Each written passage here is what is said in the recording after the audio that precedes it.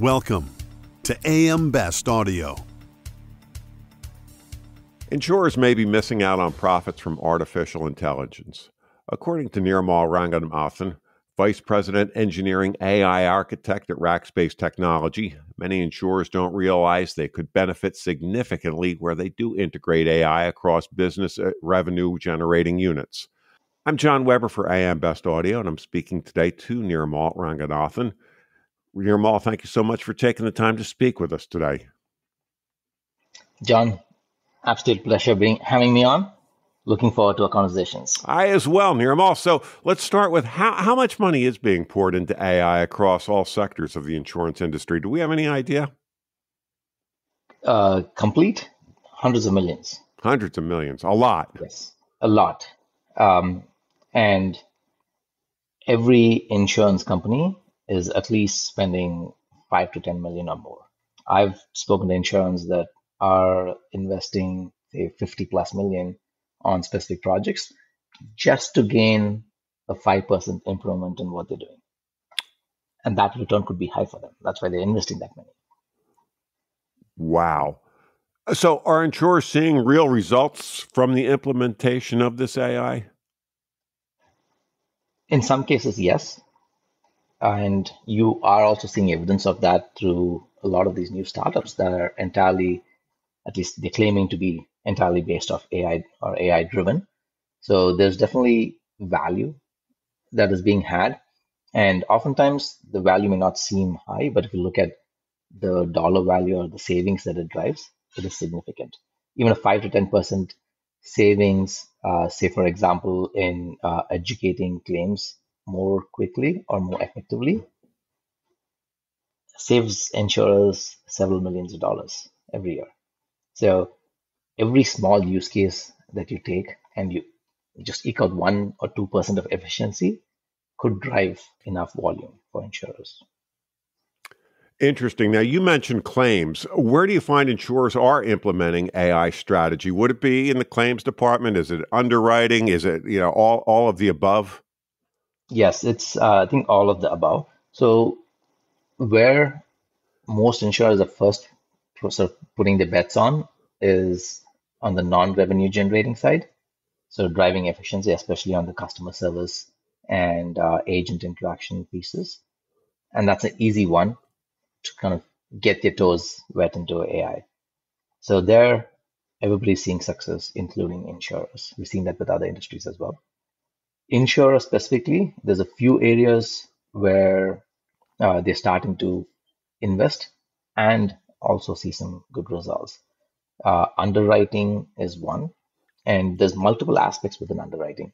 There is aspects of being able to explain specific policies, and when we talk about explainability, also hits on the front end where they're providing input on coverage, basically coverage based on a particular incident or types of incidents based on a particular set of policies. So it happens on the front end, it also happens on the back end. And a lot of this traditionally is driven by some element of automation, but also a lot of people involvement. So where AI is going to come into play is really to reduce the amount of people involvement. So one, you can answer more of these policy questions quicker, but you take that and you flip on its head, you start to use AI to draft and create better policies. Either that's comparing against your competitors, so usually policy comparisons in the industry, and everybody's looking at and saying, okay, how does my policy differ from a competitor in a particular region? And these are all, there's a lot of variances, right? State-oriented policies, and again, between property and casualty versus commercial versus healthcare, there's a lot of variances. So being able to do that across the board is key. And AI, especially if you talk about generative AI these days, is a great assistance there, because you're going to have to go through hundreds of pages of documentation and you're trying to compare 1 or 2 sentences or a paragraph in there. AI does a really good job at bringing that up and helping you quickly compare against, say, 2 policies. But that's one example. Mm-hmm. tens of those examples just in underwriting. So you mentioned, you used the term, the non-revenue side, and I'm assuming what you're talking about there is things like claims. Can you differentiate between the revenue side and the non-revenue side? And I'm assuming the revenue side would be underwriting. Yep. Revenue side is definitely underwriting. One, obviously, to get better policies. Also, if you think about it, how do I price policies effectively and for a dynamic market? And right now, in most cases, again, you're based on your policies are based on demographics, personal details, and the region and all of that, right? Mm-hmm. Impacts in the region. But and then whenever an accident or you file a claim, then your insurance goes up by an X amount. But if that can be much more dynamic, one, I think the insurers or the insured can get savings as well, but also the insurers can drive savings if they're much more dynamic about their pricing and the policy pricings. Right now, it's more sort of a waterfall step, right? The pricing will kick in at some point, and then the challenge there is how do you go against competitors? Yes, Mm-hmm. you're catching up on revenue, but you're starting to have these newer, more agile competitors that are entirely AI based, and they're able to provide much more of those dynamic pricing. And you'll see some of those come out, right? It's not new; it's been happening for a few years.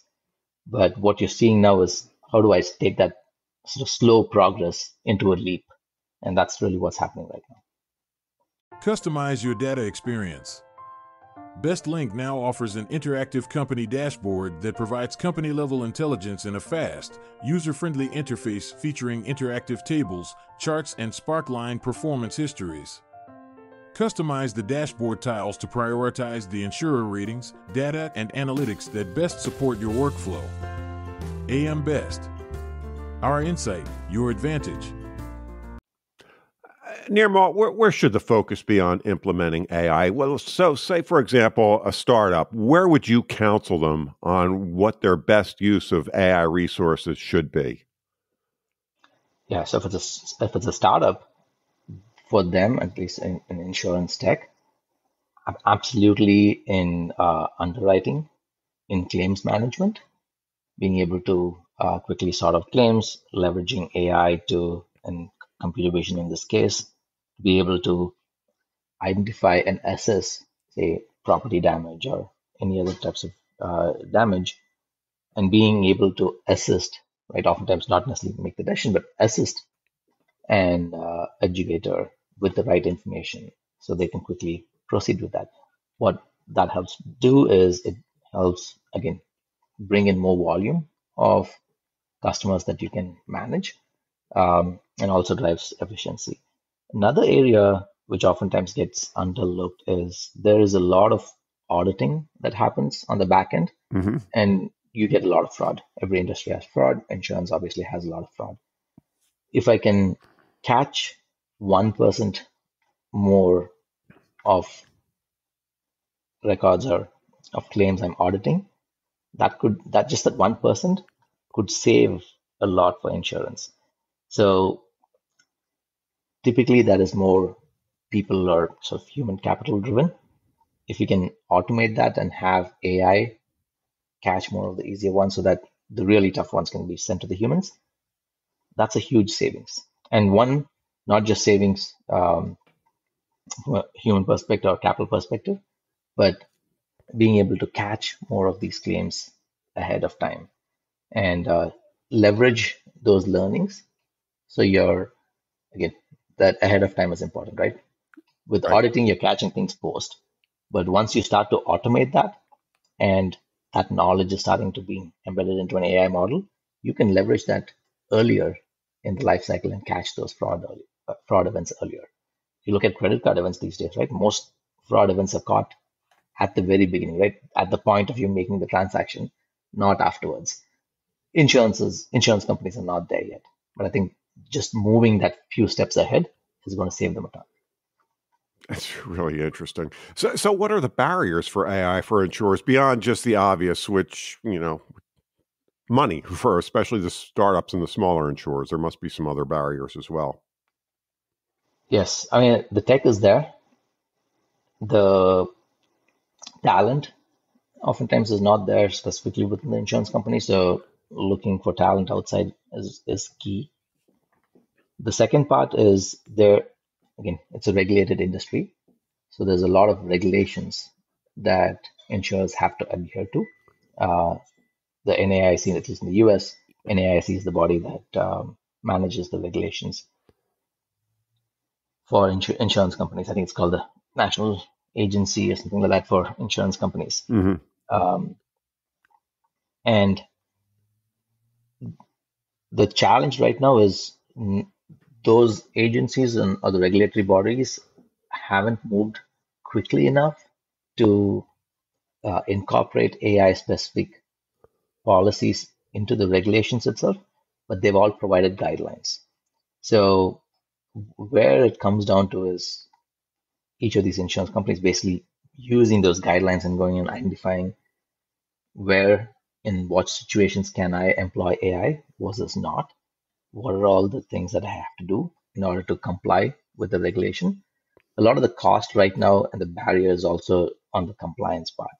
So it's not just enough to implement an AI solution and have that available. Along with that, the things that they'll have to work with is explainability. So when a human makes a decision, they're able to explain it. So similarly, when a model makes a particular decision, whether that's in the claims or underwriting or anywhere else, where it's a direct impact to the end consumer, that needs to be transparent and explainable. They have to, filing disclosure is easy, but when these claims come up, how do you handle those claims and act accordingly? So there's a lot of back-end work from a governance and compliance standpoint that needs to happen. And most times that is afterthought. So bringing that to the forefront is going to help them because these policies are going to continue to evolve and change. So big question, Nirmal. How will AI change the insurance landscape in the next few years? That one is one we'll have to kind of wait and see. But where, at least in my head, I'm thinking is it's going to make that whole insurance process seamless.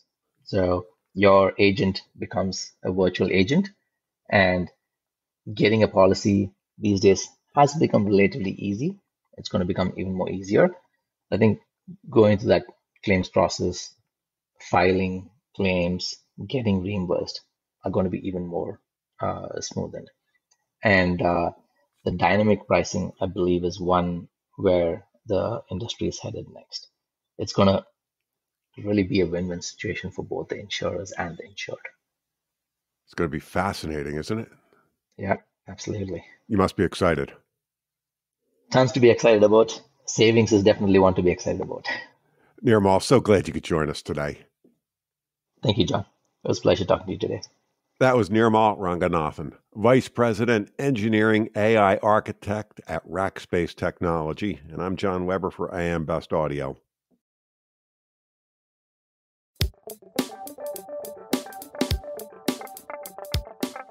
Looking to get the full attention of the insurance industry? We have the platforms that will do just that. Whether it be AM Best TV, AM Best Audio, Best Review Magazine, or Best Day. Find out more by calling AM Best Advertising Sales at 908-439-2200, extension 5399, and have a great day.